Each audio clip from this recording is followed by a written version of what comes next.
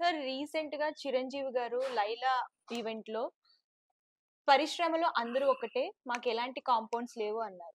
అది అక్కడ కట్ చేస్తే అల్లు అరవింద్ గారు గనక మనం చూసుకున్నట్లయితే గేమ్ చేంజర్ ఫ్లాపు అన్నట్టు మాట్లాడి మగధీర ద్వారా నేనే లైఫ్ ఇచ్చాను అన్నట్టు మాట్లాడుతున్నారు. సో వీళ్ళిద్దరూ బయటికి నార్మల్ గానే ఉన్నా లోపల ఏమన్నా కాంపౌండ్ వాల్స్ ఏమన్నా కట్టుకున్నారా అన్నట్టు వార్తలైతే బయటకు వస్తున్నాయి. ఇందులో ఏంటి సార్ నిజం ఏంటి అసలు? చిరంజీవి గారికి కూడా ఆయన లైఫ్ ఇచ్చాడు.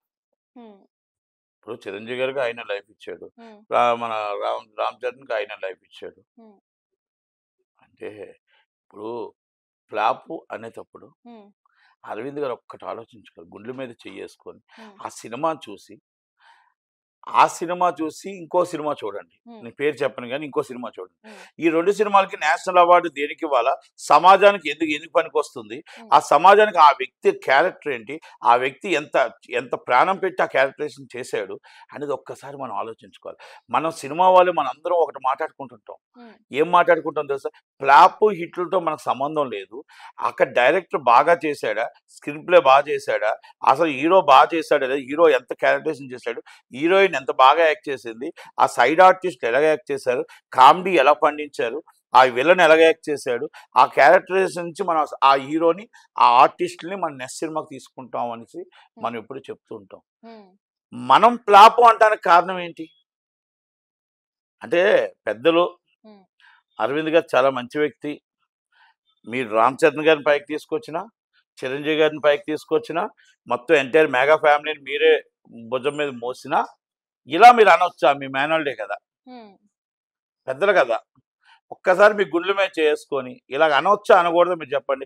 ఒకటి కిందకి ఒకటి పైకి మధ్యలో రైడింగ్ మొత్తం టోటల్గా ఇవన్నీ కూడా ఏంటంటే ఆయన పక్క పక్క పక్క నమ్ముతున్నాడు కాబోయే చీఫ్ మినిస్టర్ గారు.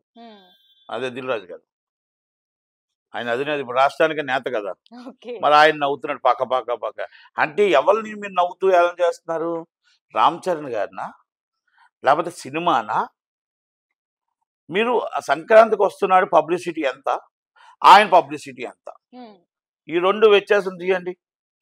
అంటే ఇవన్నీ నేనేం తప్పు మాట్లాడట్లే. అంత పెద్ద ఆయన అలా మాట్లాడుతున్నప్పుడు మీరు ఆ మైక్ తీసుకున్నప్పుడు మీరు ఖండించాలా. నాకు 2 సినిమాలు 2 కళ్ళు, 2 సినిమాలు సూపర్ హిట్, ఇది నేషనల్ అవార్డు వస్తుంది, ఇది ఫ్లాప్ అని చెప్పకూడదు.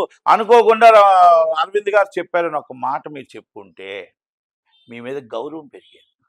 అందుకే రాష్ట్రానికే నేత అన్నాను. ఏనాటికైనా సీఎం రేవంత్ రెడ్డి గారు సీట్ కొట్టి ఈయనే సీఎం అయిపోతాడు. మరి అంతే కదా. మరి మొన్నటిదాకా బాబు బాబు అని రామ్ చరణ్ గారిని తిరిగి రామ్ చరణ్ గారిని ఒక మాట అంటప్పుడు నువ్వు ఖండించలేని పరిస్థితిలో మీరు ఉన్నారు అంటే తప్పు కాదు అది. మరి తప్పు అంటారా దాంట్లో? నేను అది ఆయన గుండెల మీద చేసుకుని అరవింద్ గారు కూడా అనుకోకుండా అన్నారా, అనుకోని అన్నారా, ఆలోచించి అన్నారా? ఒక్కసారి మీరు మీ ఆత్మకు ఆలోచించండి. కానీ ఈ విధంగా మీరు కామెంట్ చేయడం అనేది పెద్దలు గీత ఆర్ట్స్ సంస్థ మీరు అనకూడదు, వెనక్కి తీసుకుంటారని ఆశిస్తున్నాను. Thank you.